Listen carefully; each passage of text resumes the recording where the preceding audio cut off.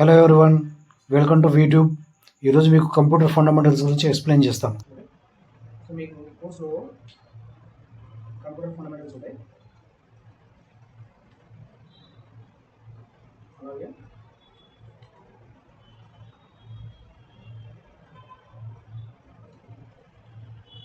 Operating systems, తర్వాత MS office ఉంటుంది. Okay, CCA course వాళ్ళకైతే ఎంఎస్ ఆఫీస్ తర్వాత అడ్వాన్స్ ఎక్సెల్ ఉంటుంది. అలాగే ఇంటర్నెట్ కాన్సెప్ట్స్ ఉంటాయి. ఓకే, ఇవి సబ్జెక్ట్స్. ఎంఎస్ ఆఫీస్లో MS word, excel, power points. Okay,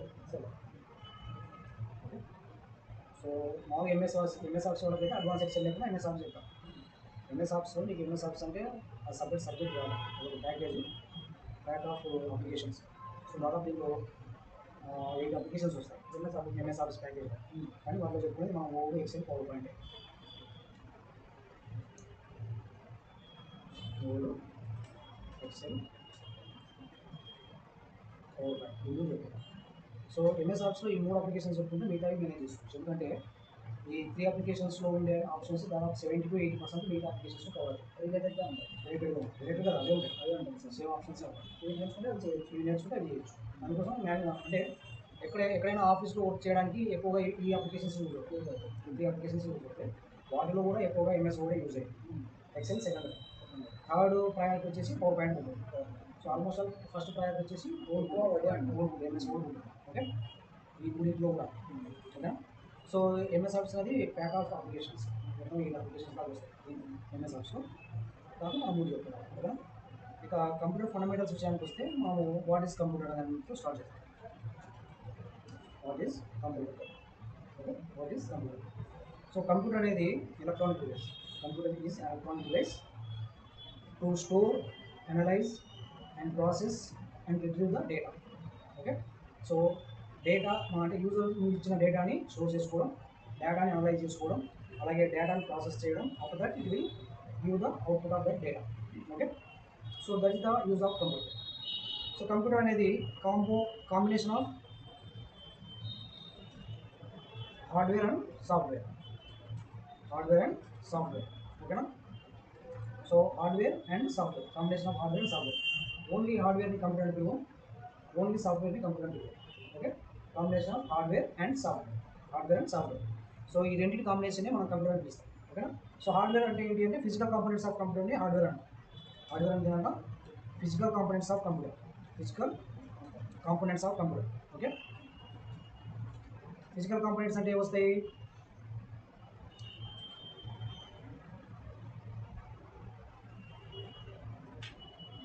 physical components of కంప్యూటర్ని హార్డ్వేర్ అని అంటాం. ఓకే, ఫిజికల్ కాంపోనెంట్స్ ఆఫ్ కంప్యూటర్ని హార్డ్వేర్ అని అంటాం. ఫిజికల్ కాంపోనెంట్స్ అంటే ఏమొస్తాయి? జనరల్గా మనకి పైకి కనబడే monitor, keyboard,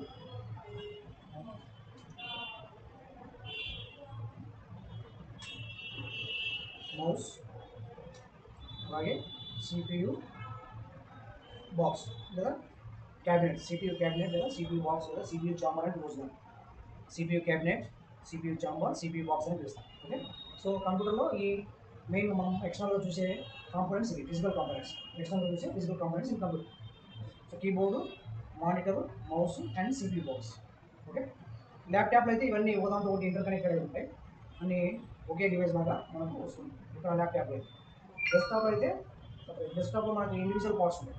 okay, CPU cabinet సపరేట్గా ఉంటుంది, మానిటర్ సపరేట్గా ఉంటుంది, కీబోర్డ్ సపరేట్గా ఉంటుంది, అలాగే మౌస్ సపరేట్గా ఉంటుంది. ఓకే, డెస్క్టాప్లో అయితే రైట్.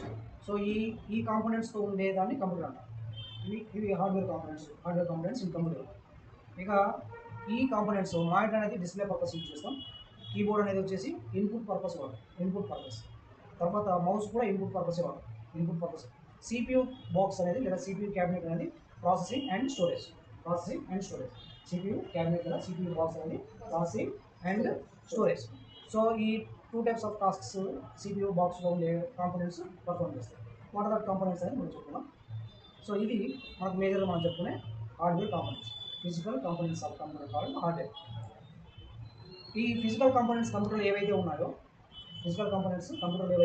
ఆ కాంపోనెంట్స్ని అవి వర్క్ చేసే అంటే అవి పర్ఫామ్ చేసే టాస్క్స్ని బేస్ చేసుకొని ఈ కాంపోనెంట్స్ ఫిజికల్ కాంపోనెంట్స్ ఏవైతే ఉన్నాయో కంప్యూటర్లో అవి పర్ఫామ్ చేసే టాస్క్స్ని బేస్ చేసుకొని వాటిని మళ్ళీ క్లాసిఫై చేసి చెప్తారు.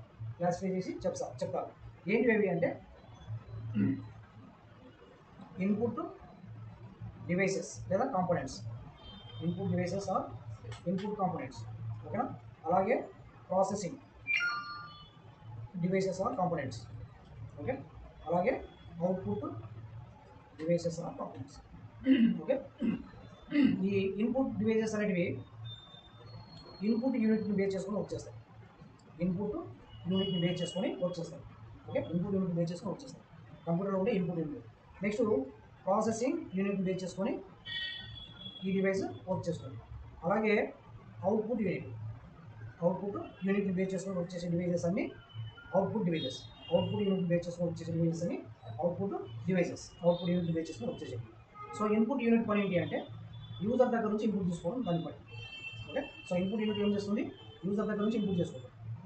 ఇన్పుట్ ఏంటి, ఏం ఇన్పుట్ చేసుకుంటుందంటే ఇన్స్ట్రక్షన్స్ని లేదా ఇన్ఫర్మేషన్ని ఇన్పుట్ చేసుకుంటుంది.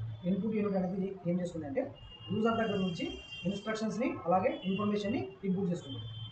అది ఇన్పుట్ యూనిట్ చేసే పని. ఇన్పుట్ యూనిట్ చేసే పని. ప్రాసెసింగ్ యూనిట్ చేసే పని ఏంటంటే యూజర్ ఇచ్చిన డేటా, ఇన్ఫర్మేషన్ లేదా ఇన్స్ట్రక్షన్స్ని అనలైజ్ చేసుకుంటుంది. అంటే what is this instruction and what type of data it is. So this type of analysation can be done in processing unit, okay. So that is the task of processing unit. And third one output unit. Output ఇది ఏంటి అంటే user ఇచ్చిన ఇన్స్ట్రక్షన్స్కి అలాగే ఇన్ఫర్మేషన్కి output generate చేసి ఇస్తుంది. So ఈ input unit పని, processing unit పని, అవుట్పుట్ యూనిట్ పని అవి. ఇన్పుట్ యూనిట్ ఏం చేస్తుంది, యూజర్ దగ్గర నుంచి ఇన్పుట్ తీసుకుంటుంది. ఏమేమి ఇన్పుట్ చేసుకుంటుంది అంటే ఇన్స్ట్రక్షన్స్ అలాగే ఇన్ఫర్మేషన్. ప్రాసెసింగ్ యూనిట్ ఏం చేస్తుంది అంటే యూజర్ ఇచ్చిన ఇన్స్ట్రక్షన్స్ని అలాగే ఇన్ఫర్మేషన్ని అనలైజ్ చేసుకుంటుంది, ఓకే. అనలైజ్ చేసుకుంటుంది. దానికి తగ్గట్టు అవుట్పుట్ జనరేట్ చేసి అవుట్పుట్ యూనిట్ ఇస్తే అవుట్పుట్ యూనిట్ ఏం చేస్తుంది, ఆ అవుట్పుట్ వచ్చిన డేటా అవుట్పుట్ ఏదైతే ఉందో అవుట్పుట్ని కన్సర్న్ డివైస్కి ఫార్వర్డ్ చేస్తుంది, ఓకే. కన్సర్న్ డివైస్కి ఫార్వర్డ్ చేస్తుంది. సో సపోజ్ మానిటర్ ఉంటే మానిటర్, ప్రింటర్ ఉంటే ప్రింటర్, స్పీకర్స్ ఉంటే స్పీకర్స్, వాటికి అవుట్పుట్ డివైజెస్ అన్నారు కాబట్టి వాటికి ఆ డేటా అవుట్పుట్ని ఫార్వర్డ్ చేస్తుంది అవుట్పుట్ యూనిట్ అనేది. సో ఇవి input unit, processing unit, output unit వచ్చేసాయి. మనకు ఇన్పుట్ యూనిట్ బేస్డ్ డివైజెస్ ఏవైతే ఉన్నాయో ఏమన్నాం దాన్ని ఇన్పుట్ డివైసెస్ అంటున్నాం కదా. Input devices, okay. Input device ఏంటి, used to give information or instructions to the computer, okay. Used to give information or instructions to the computer, okay. So these are the input devices. So ఏ టాస్క్ని perform చేస్తాయంటే డేటాని, information ఇవ్వడానికి అలాగే instructions ఇవ్వడానికి input use చేస్తాం. మనకు ఈ డివైజెస్ ఏమున్నాయంటే ఇందాక చెప్పుకున్నట్లు కీబోర్డ్, అలాగే mouse and mic, input only input, discussion about only input, okay. అలాగే light pen, touch pad, joystick, okay, touch screen,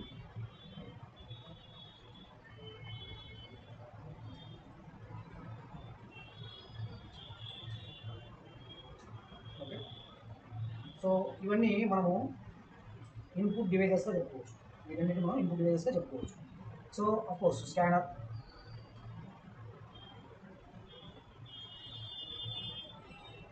okay, scanner కూడా. సో ఇవన్నీ ఇన్పుట్ డివైజెస్గా చెప్పుకోవచ్చు. సో కీబోర్డ్ ద్వారా మనం ఏం చేస్తామంటే టెక్స్టువల్ డేటా ఇస్తాం. అంటే టెక్స్ట్ని టైప్ చేయడం. దట్ మీన్స్ టెక్స్టువల్ డేటా అంటే ఏది ఆల్ఫాబెట్స్, నంబర్స్ అండ్ సింబల్స్ ఫార్మాట్లో ఏ డేటా అయితే ఉందో దాన్ని టెక్స్టువల్ డేటా అంటాం. సో ఈ టైప్ ఆఫ్ డేటా ఇవ్వడానికి మన కీబోర్డ్ అనేది యూజ్ అవుతుంది. అలాగే మనం కీబోర్డ్ ద్వారా కంప్యూటర్ ఇన్స్ట్రక్షన్స్ కూడా ఇవ్వచ్చు. Instructions means open that, close that, save that. So that type of instructions మనం కీబోర్డ్ ద్వారా ఇవ్వచ్చు. సో కీబోర్డ్ ద్వారా మనం ఇన్ఫర్మేషన్ ఇవ్వచ్చు, అలాగే ఇన్స్ట్రక్షన్స్ ఇవ్వచ్చు. కీబోర్డ్ ద్వారా, ఓకేనా.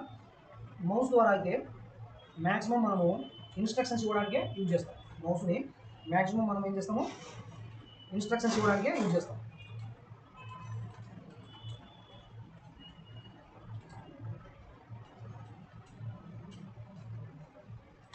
మరి మనం మౌస్ ద్వారా ఇన్ఫర్మేషన్ ఇవ్వలేము అంటే ఇవ్వచ్చు. ఓకే, మౌస్ ద్వారా ఇన్ఫర్మేషన్ ఇవ్వలేము అంటే ఇవ్వచ్చు, బట్ లేట్ ప్రాసెస్. మనకు వర్చువల్ కీబోర్డ్ అనేది ఒకటి వస్తుంది, లేదా ఆన్ స్క్రీన్ కీబోర్డ్ అనేది వస్తుంది. దాంట్లో మనము మౌస్ ద్వారా క్లిక్ చేయడం ద్వారా డేటా తీసుకోవచ్చు, బట్ లేట్ ప్రాసెస్లో చేయడం జరుగుతుంది. ఓకే, సో ఇన్స్ట్రక్షన్స్ ఇవ్వడానికి ఈజీ. మౌస్ అనేది కంప్యూటర్ ఇన్స్ట్రక్షన్స్ ఇవ్వడానికి ఈజీగా ఉంటుంది. ఓకేనా. తర్వాత మైక్ అనేది ఏంటి అంటే, మైక్ ఆడియో ఫార్మాట్ డేటా మనం కంప్యూటర్కి ఇవ్వచ్చు. అంటే you can record audio voice and you can store that voice. Audio format data మనం మైక్ ద్వారా ఇవ్వచ్చు.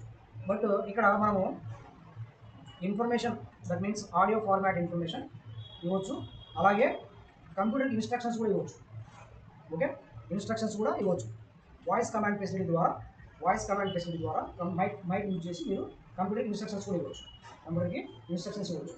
మనం జనరల్గా చూస్తూ ఉంటాం, అలెక్సా ప్లే ద సాంగ్ అంటే అది సాంగ్ ప్లే చేసి, అంటే మీ వాయిస్ని అది రిసీవ్ చేసుకొని దాన్ని కమాండ్గా కన్సిడర్ చేసి దానికి తగ్గట్టు అది రెస్పాండ్ అవుతుంది. ఓకే, లేదంటే హే Google navigate to new bus stand అని అంటే న్యూ బస్ స్టాండ్కి నావిగేషన్ చూపిస్తుంది. సో ఈ వాయిస్ కమాండ్ అంటాం, వాయిస్ కమాండ్ అంటాం. సో మైక్ ద్వారా మనం ఈ వాయిస్ కమాండ్ ఫెసిలిటీస్ యూజ్ చేసి కంప్యూటర్ ఇన్స్ట్రక్షన్స్ కూడా ఇవ్వచ్చు. దీంట్లో కూడా కంప్యూటర్స్లో కూడా ఆ ఫెసిలిటీ ఉంది. సో ఇన్ఫర్మేషన్ ఇవ్వచ్చు, అలాగే ఇన్స్ట్రక్షన్ ఇవ్వచ్చు. ఇన్ఫర్మేషన్ అంటే ఏదైనా ఒక దాని గురించి, టాపిక్ లేదా థింగ్ గురించి, లేదా ఆర్గనైజేషన్ గురించి, లేదా పర్సన్ గురించి మీరు స్పీక్ చేయడం ద్వారా అది రికార్డ్ చేసి దాన్ని అబౌట్ దట్ పర్సన్ లేదా ఆర్గనైజేషన్ వాయిస్ ఫార్మాట్లో ఆ ఇన్ఫర్మేషన్ని రికార్డ్ చేసి స్టోర్ చేసుకోవచ్చు కంప్యూటర్లో. సో మైక్ ద్వారా మీరు ఇన్ఫర్మేషన్ ఇవ్వచ్చు, అలాగే ఇన్స్ట్రక్షన్స్ ఇవ్వచ్చు. Audio format data and voice instructions దీని ద్వారా, మైక్ ద్వారా. ఓకే, అండ్ లైట్ పెన్ ద్వారా కూడా మీరు ఇన్ఫర్మేషన్ ఇవ్వచ్చు, ఇన్స్ట్రక్షన్ ఇవ్వచ్చు. సో లైట్ పెన్ ఉంటుంది, లైట్ పెన్ ఆన్ చేసి మీరు స్క్రీన్ పైన రైటింగ్ చేస్తే, స్క్రీన్ పైన రాయడం వల్ల మీరు రాసింది ఏదైతే ఉందో దాన్ని టెక్స్ట్ ఫార్మాట్లో ఫిల్ చేసుకుంటాం. అది ఇన్ఫర్మేషన్ కూడా. అలాగే లైట్ పెన్తో మీరు ఆప్షన్స్ చూజ్ చేసుకోవచ్చు లైట్ పెన్ ద్వారా. సో ఇన్స్ట్రక్షన్స్ ఇవ్వాలి. సో లైట్ పెన్ ద్వారా కూడా మీరు ఇన్ఫర్మేషన్ ఇవ్వచ్చు, ఇన్స్ట్రక్షన్స్ ఇవ్వచ్చు. And touch pad. So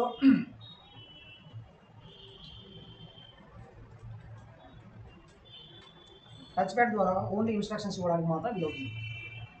so touch pad మీకు పాయింటర్ని మూవ్ చేసుకోవడానికి, అలాగే నావిగేషన్ కోసమే ఫీచర్స్ ఉంటాయి టచ్ ప్యాడ్. సో ఈ టచ్ ప్యాడ్ యూజ్ చేసి మీరు ఓన్లీ ఇన్స్ట్రక్షన్స్ ఇవ్వడానికి ఇది అవుతుంది కంప్యూటర్. ఒకవేళ డేటా ఇవ్వాలనుకుంటే ఈ వర్క్స్ లైక్ ఏ మౌస్. సో దీని ద్వారా కూడా డేటా ఇవ్వచ్చు, బట్ మౌస్లో లేట్ ప్రాసెస్ అవుతుంది చెప్పిన కదా, అలాగే దీనిలో కూడా లేట్ ప్రాసెస్ అవుతుంది. టచ్ ప్యాడ్ ద్వారా మీరు ఇన్స్ట్రక్షన్స్ ఇవ్వాలనుకుంటే లేట్ ప్రాసెస్ జరుగుతుంది. Next joystick. సో జాయ్స్టిక్ ద్వారా కూడా మనము కంప్యూటర్కి ఇన్స్ట్రక్షన్స్ ఇవ్వచ్చు. ఇప్పుడు ప్రజెంట్గా జాయ్స్టిక్ అనే టూల్ ఏదైతే ఉందో, ఇన్పుట్ టూల్, దాన్ని కంప్యూటర్స్లో వాడడం అనేది చాలా తక్కువైంది.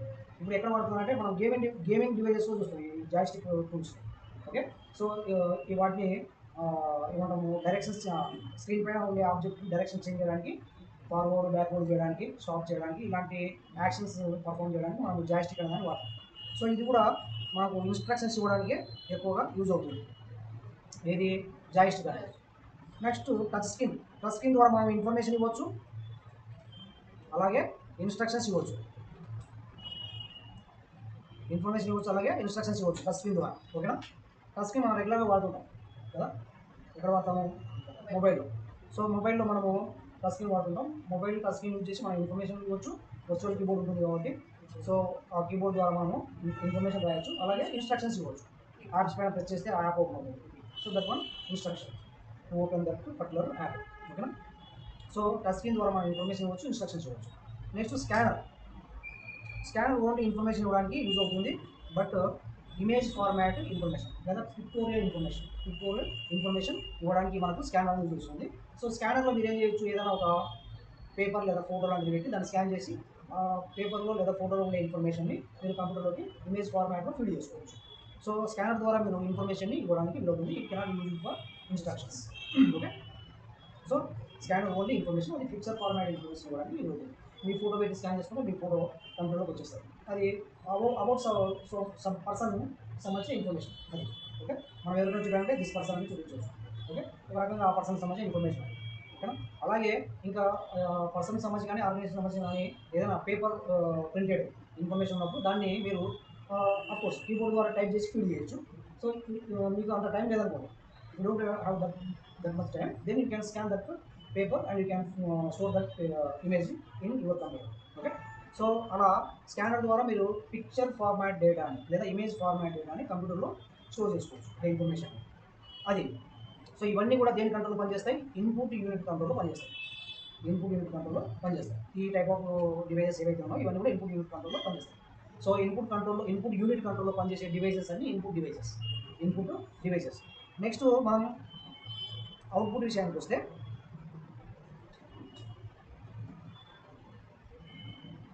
Output devices. ఈ అవుట్పుట్ డివైసెస్ అన్ని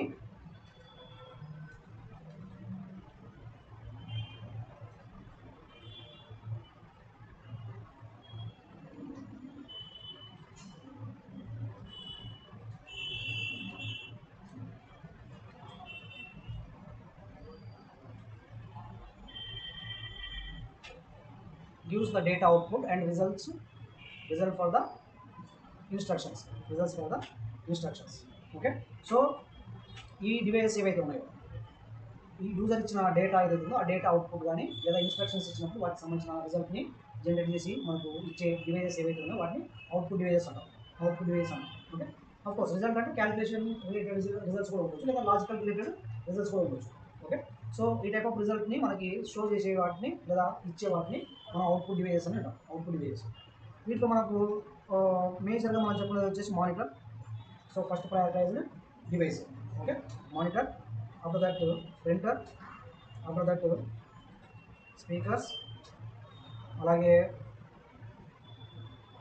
ప్లాటర్స్, ఓకే, ప్రొజెక్టర్స్. సో ఈ టైప్ ఆఫ్ డివైజెస్ అన్ని మనము అవుట్పుట్ డివైజెస్గా చెప్పుకుంటాం. Which works under control of output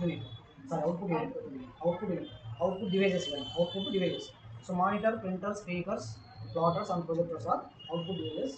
మనం ఎక్కువగా కంప్యూటర్ యూజ్ చేసుకుని వచ్చేసే అవుట్పుట్ డివైజెస్. ఓకే, మానిటర్ అనేది ఏంటి? మనకి టెక్స్చువల్ ఫార్మాట్ డేటాకి అలాగే ఇమేజ్ ఫార్మాట్ డేటాకి మనకి ఆ ఇన్ఫర్మేషన్కి సంబంధించిన అవుట్పుట్ ఇస్తుంది. ఓకే, ఏది? Textual and image format data output ఇచ్చేది మానిటర్. ఓకే, ఇప్పుడు నేను రాసేదంతా టెక్స్చువల్ ఫార్మాట్ డేటా. ఇదే డేటా నేను ఇమేజ్ ఫార్మాట్లో షో చేయాలనుకుంటే ఇమేజ్ ఓపెన్ చేసుకుంటాను. సో ఆ ఇమేజ్ని షో చేసి చూపించేది కూడా డిస్ప్లే డివైస్ మానిటర్. ఓకేనా, సో దీంట్లో మనకు textual format and image format data output వస్తుంది. ప్రింటర్లో వచ్చేసి హార్డ్ కాపీని ప్రొవైడ్ చేస్తుంది. Okay, hard copy that means printed on paper.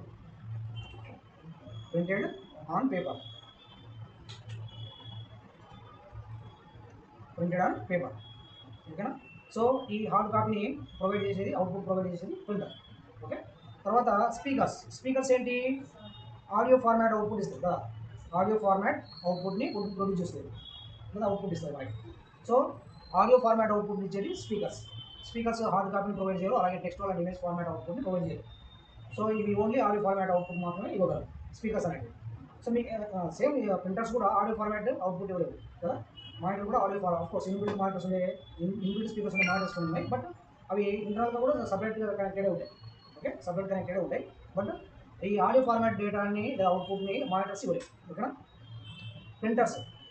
Platters కూడా హార్డ్ కాపీ ఇస్తాయి. హార్డ్ కాపీనే ప్రొవైడ్ చేస్తాయి మనకి. ఓకే, హార్డ్ కాపీని ప్రొవైడ్ చేస్తాయి. ఈ హార్డ్ కాపీ దేనికి హార్డ్ కాపీ అంటే textual data and image format data. Okay, so ఈ టైప్ ఆఫ్ డేటా అవుట్పుట్ ఇచ్చేది ప్లాటర్స్. అలాగే మనకి ప్రింటర్స్ కూడా అదే ఫార్మాట్ డేటాని ప్రొవైడ్ చేస్తాయి. ఓకే, ప్రింటర్స్ కూడా అదే ఫార్మాట్ డేటాని మనం ప్రొవైడ్ చేస్తాయి. ప్రింటెడ్ పేపర్ అంటే పేపర్ పైన టెక్స్చువల్ డేటాని ప్రింట్ చేసి ఇవ్వడం లేదా ఇమేజ్ని ప్రింట్ చేసి ఇవ్వడం చేస్తాయి ప్రింటర్స్. ఓకేనా, సో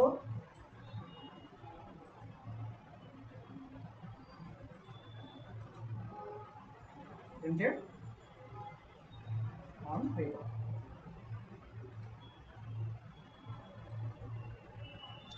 సో ఇవి మనకు డిఫరెంట్ ఫార్మాట్ డేటాను ప్రొవైడ్ చేసే అవుట్పుట్ డివైజెస్. ఓకే, తర్వాత ప్రొజెక్టర్ అనేది కూడా డిస్ప్లేనే. So technology monitor type of technology included, but it produce the output outside of the device. Okay, so particular screen పైన ఈ అవుట్పుట్ని ప్రొవైడ్ చేస్తుంది ప్రొజెక్టర్ అనేది.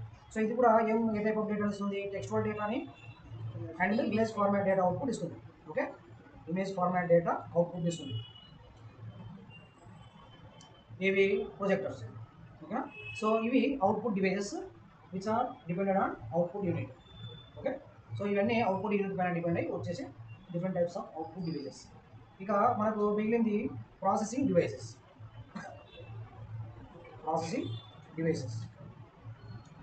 సో ఇది వచ్చేసి సిపియు అంటే సెంట్రల్ ప్రాసెసింగ్ యూనిట్.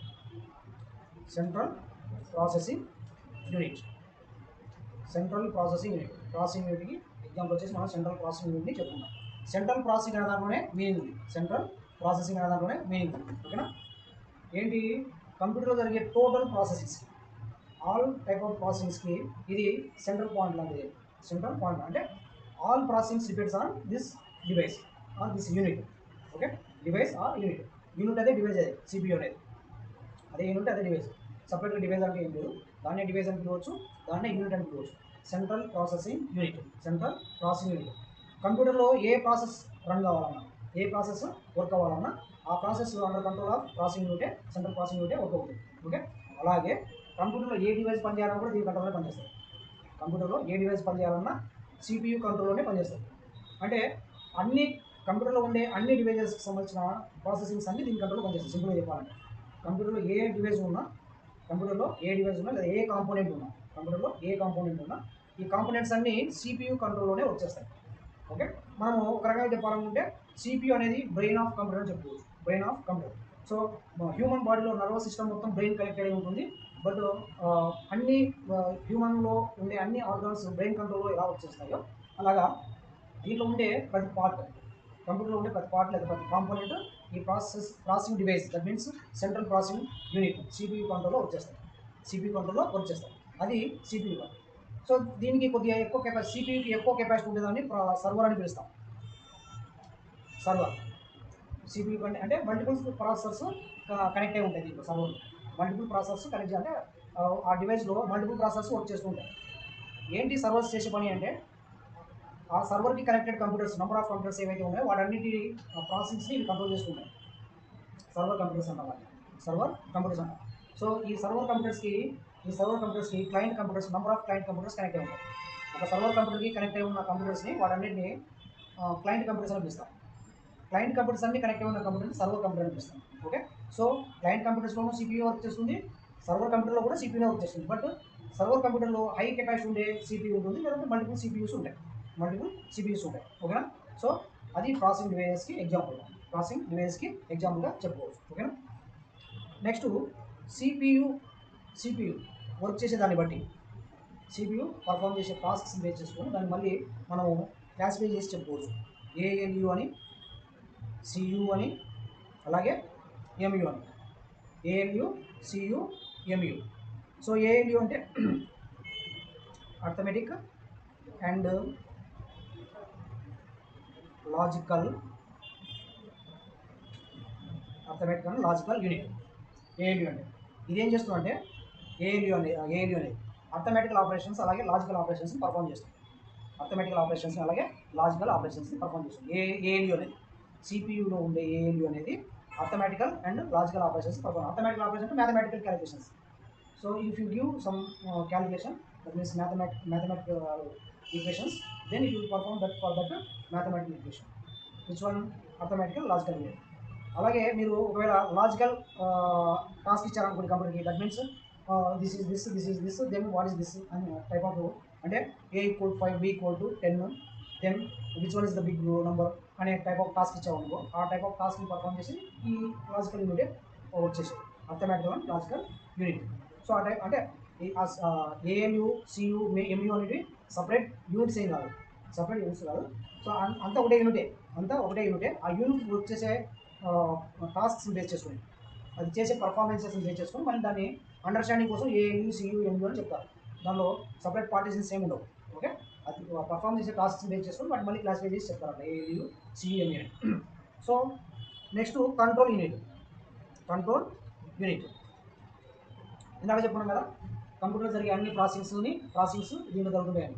సో కంప్యూటర్లో ఏ డివైస్ వర్క్ చేయాలన్నా దీని కంట్రోల్లో పనిచేస్తాయి చెప్పుకున్నాం కదా.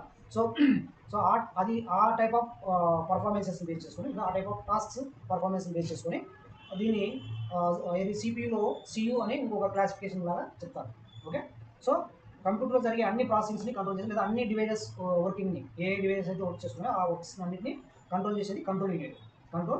ఓకేనా. అండ్ లాస్ట్ వన్ మనకి ఏంటి, memory unit. Storage. Okay, memory unit. So ఇది స్టోరేజ్ పర్పస్ వర్క్ చేసే యూనిట్ కంప్యూటర్లో. సో ఏది స్టోర్ చేయాలన్నా, అంటే మనం ఏదైనా డేటా ఇచ్చామనుకో కంప్యూటర్, ఏదైనా ఒక ఇన్పుట్ డివైస్ యూజ్ చేసి, ఇన్ఫర్మేషన్ ఇచ్చామనుకో, డేటా ఇచ్చామనుకో కంప్యూటర్కి, ఫస్ట్ స్టోర్ చేసుకుంటుంది. స్టోర్ చేసుకున్న తర్వాతనే దాని ప్రాసెస్ అనేది స్టార్ట్ చేస్తుంది. మనం కంప్యూటర్కి ఏది ఇచ్చినా ఇన్పుట్ ఏది ఇచ్చినా కూడా దాన్ని ఫస్ట్ స్టోర్ చేసుకున్న తర్వాత దానికి సంబంధించిన ప్రాసెస్ని స్టార్ట్ చేస్తుంది. ఓకే, సో ఇది కూడా కంట్రోల్లోనే పనిచేస్తుంది, వర్క్ అవుతాయి. ఆ ప్రాసెస్ కూడా కంట్రోల్లోనే ప్రాసెస్ నడుస్తుంది. బట్ స్టోరేజ్ మాత్రం మెమరీ యూనిట్లో. ఈవెన్ మనం ఇన్స్ట్రక్షన్స్ ఇచ్చినా ఆ ఇన్స్ట్రక్షన్స్ అనలైజ్ చేసుకోవాలంటే ఇన్స్ట్రక్షన్స్ కూడా స్టోర్ చేసుకున్నాయి. ఈ ఇన్స్ట్రక్షన్స్ని స్టోర్ చేసుకోవడానికి, అలాగే మెమరీని స్టోర్ చేసుకోవడానికి, అలాగే టెంపరీ స్టోర్ చేసుకోవడానికి, పర్మనెంట్ స్టోర్ చేసుకోవడానికి అవసరమయ్యే different types of memory components మన కంప్యూటర్లో ఉన్నాయి. అనేది మన కంప్యూటర్లో ఉన్నాయి. వాటిని మనం ఎలా చెప్పుకుంటామంటే ప్రైమరీ మెమరీ అని,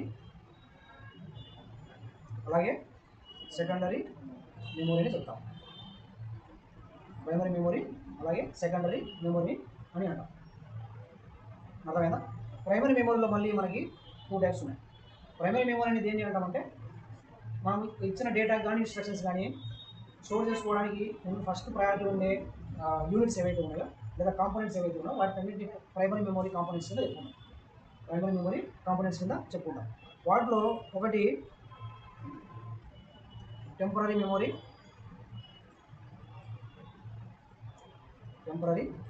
మెమరీ అండ్ ఫిక్స్డ్ మెమరీ అని చెప్పవచ్చు. Fixed memory or permanent memory.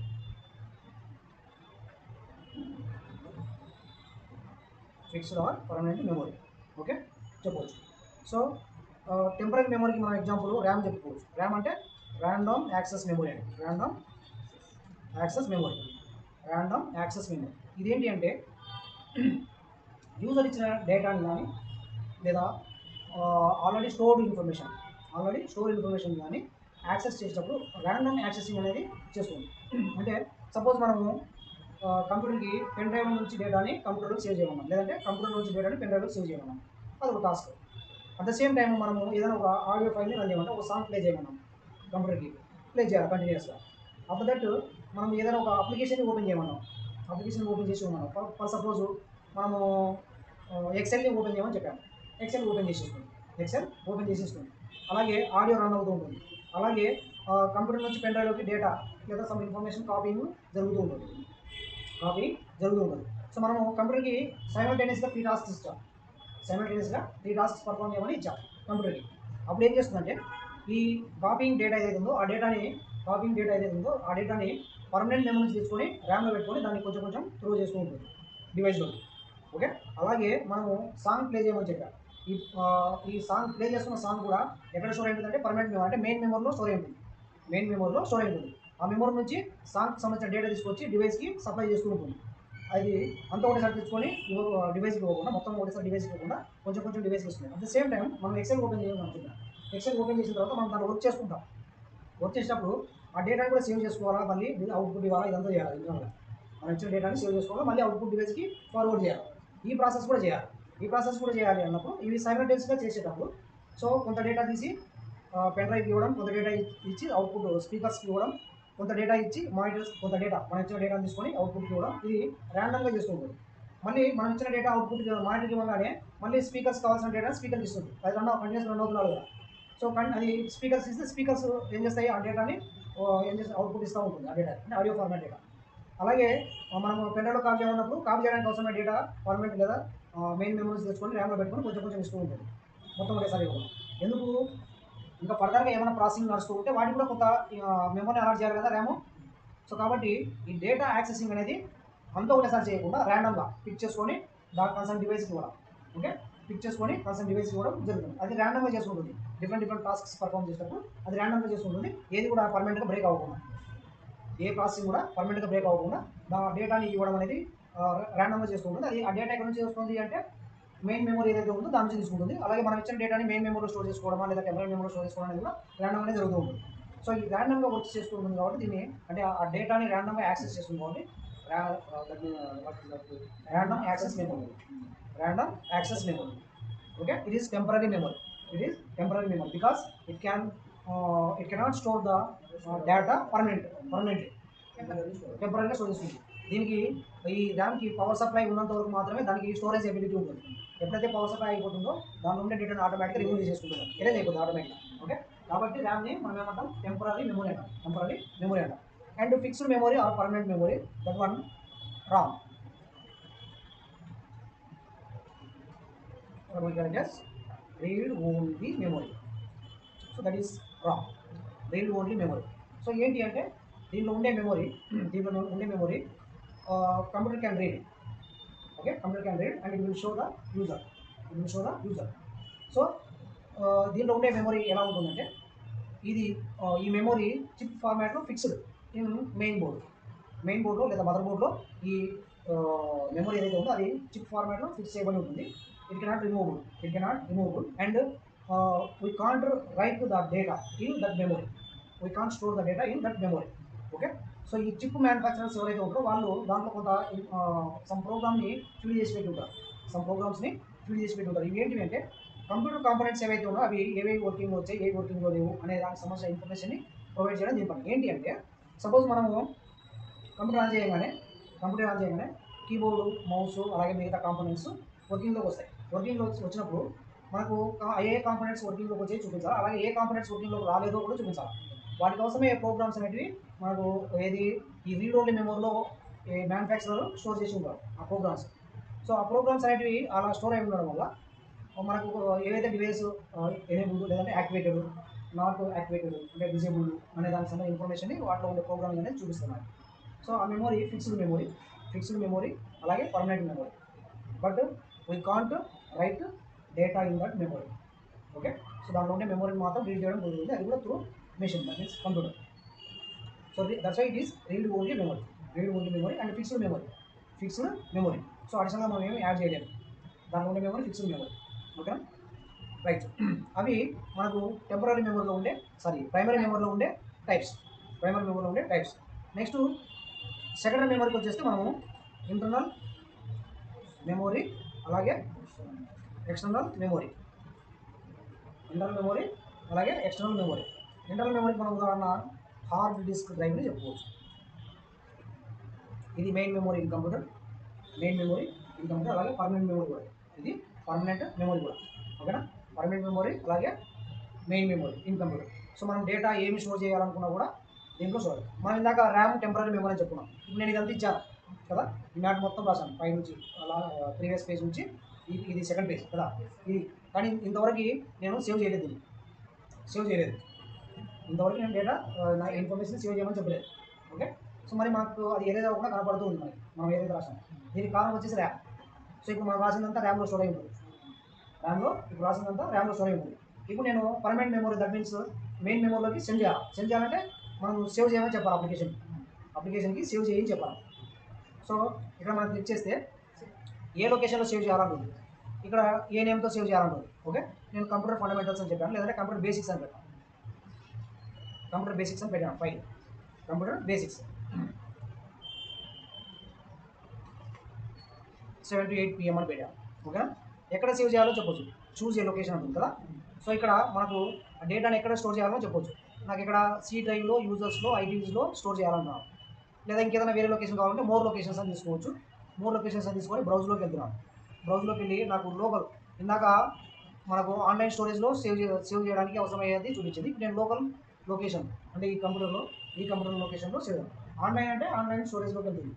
అంటే ఇది ఏ ఆన్లైన్ అంటే క్లౌడ్ స్టోరేజ్కి దేనికైతే ఈ కంప్యూటర్ కనెక్ట్ అయి ఉందో మనం ఆన్లైన్ స్టోరేజ్ అని ఎప్పుడైతే అక్కడ లొకేషన్ మెన్షన్ చేస్తామో అప్పుడు ఆటోమేటిక్గా ఆ క్లౌడ్ స్టోరేజ్లోకి వెళ్తుంది డేటా. నాకు అలాగా కూడా లోకల్ స్టోరేజ్లో కావాలి నాకు అనుకున్నప్పుడు ఇక్కడ మనం సెలెక్ట్ చేసుకోవచ్చు. సెలెక్ట్ చేసుకుని సేవ్ అంటాం. ఆ నేమ్తో సేవ్ అయిపోతుంది చూడండి. కంప్యూటర్ ఫండమెంటల్స్ అని వచ్చిందా? కోర్స్ నేమ్ చేంజ్ అవ్వలేదు. ఓకే, నేమ్ మనం కంప్యూటర్ బేసిక్స్ అని ఇచ్చాము, చేంజ్ అవ్వలేదు. మేబీ మళ్ళీ లొకేషన్ మార్చినప్పుడు ఆటోమేటిక్ మళ్ళీ కంప్యూటర్ ఫండమెంటల్స్ అని తీసుకుంటుంది. అదే నేమ్తో సేవ్ అయిపోయింది. కంప్యూటర్ ఫండమెంటల్స్ అనే నేమ్తోనే సేవ్ అయిపోయింది. రైట్. ఇప్పుడు ఎక్కడ స్టోర్ అయిపోతుంది ఇది అంటే పర్మనెంట్ మెమరీలో, మెయిన్ మెమరీలో స్టోర్ అంటే హార్డ్ డిస్క్ డ్రైవ్లో సేవ్ అయింది అది. ఇప్పుడు ఈ డేటా హార్డ్ డిస్క్ డ్రైవ్లో సేవ్ అయింది కదా, మళ్ళీ హార్డ్ డిస్క్ డ్రైవ్ నుంచి ర్యామ్ తెచ్చుకొని ర్యామ్లో పెట్టుకొని ర్యామ్లో నుంచి మనకు చూపిస్తూ ఉంటుంది.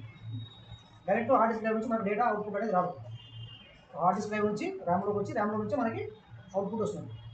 అది జరిగే ప్రాసెస్. కాబట్టి ఇక్కడ internal memory hard disk drive ఏదైతే ఉందో లేదా మెయిన్ మెమరీ ఏదైతే హార్డ్ డిస్క్ డ్రైవ్ ఉందో దాని నుంచి డేటా అవుట్పుట్ అనేది మనకు వస్తూ ఉంటుంది. ప్రజెంట్ ఫస్ట్ ర్యామ్కి వచ్చి ర్యామ్ నుంచి మనకి అవుట్పుట్ వస్తుంది. తర్వాత దాన్ని ఇంటర్నల్గా మనము ఫిక్స్ చేస్తాం, ఏది హార్డ్ డిస్క్ డ్రైవ్ అనేది, నాట్ ఎక్స్టర్నల్లీ రిమూవ్డ్. ఓకే, ఎక్స్టర్నల్గా మనకి ఎప్పుడు కావాలంటే అప్పుడు రిమూవ్ చేసుకోవడానికి కుదరదు. ఎక్స్టర్నల్గా ఎప్పుడు కావాలంటే అప్పుడు రిమూవ్ చేసుకోవడానికి కుదరదు.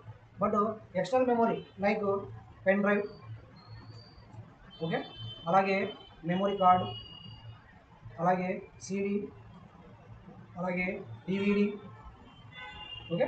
సో ఇవన్నీ కూడా మనకు ఎక్స్టర్నల్ మెమరీ యూనిట్స్ లేదా external memory components. Pen drive అనేది, పెన్ డ్రైవ్ మన కంప్యూటర్కి ఎప్పుడు కావాలన్నప్పుడు కనెక్ట్ చేసుకున్న డేటాని కంప్యూటర్ కాపీ చేసుకోవచ్చు, లేదా కంప్యూటర్ డేటాని పెన్ డ్రైవ్లో కాపీ చేసుకోవచ్చు. మళ్ళీ you can remove at any time pen drive from the computer. Okay, so అలాగే మెమరీ కార్డు కూడా, కార్డ్ రీడర్ ఫెసిలిటీ ఉంటే మీ కంప్యూటర్కి లేదా వేరే డివైస్ కార్డ్ డివైస్ కొనుక్కొని దాంట్లో మెమరీ కార్డు పెట్టి కంప్యూటర్ కనెక్ట్ చేసుకొని యూఎస్ కార్డ్ రీడర్ ద్వారా కనెక్ట్ చేసుకొని దాంట్లో డేటా కంప్యూటర్ మెమరీ కార్డులోకి కాపీ చేసుకొని మళ్ళీ అంటే వర్క్ అయిపోయిన తర్వాత మీరు ఏం చేయొచ్చు, దాన్ని రిమూవ్ చేసుకోవచ్చు. ఇంకో కంప్యూటర్లో వాడుకోవచ్చు. పెన్ డ్రైవ్ కానీ మెమరీ కార్డు కానీ తీసుకెళ్ళి ఇంకో కంప్యూటర్లో వాడుకోవచ్చు. అలాగే సిడి డివిడి కూడా దాంట్లో డేటా కంప్యూటర్ చూసుకోవచ్చు. కంప్యూటర్ డేటా కావాలంటే సిడీలోకి ఎక్కించుకోవచ్చు లేదా డివిడీలోకి ఎక్కించుకోవచ్చు. సో అలాంటి ఫెసిలిటీస్ కూడా మనకు అవైలబుల్లో ఉన్నాయి. కాబట్టి ఇవి కూడా అవసరాన్ని బట్టి మనము బయటకు తీసుకెళ్ళవచ్చు. ఎక్స్టర్నల్గా వాడే మెమరీ కాంపోనెంట్స్. సో ఎక్స్టర్నల్ మెమరీలో వీటిని ఉదాహరణగా చెప్పుకోవచ్చు ఇవి. సో మెమరీ యూనిట్లో ఉండే డిఫరెంట్ టైప్స్, అలాగే different types of devices under control of memory unit. ఓకేనా? That's all for today. Please like, share and subscribe my channel.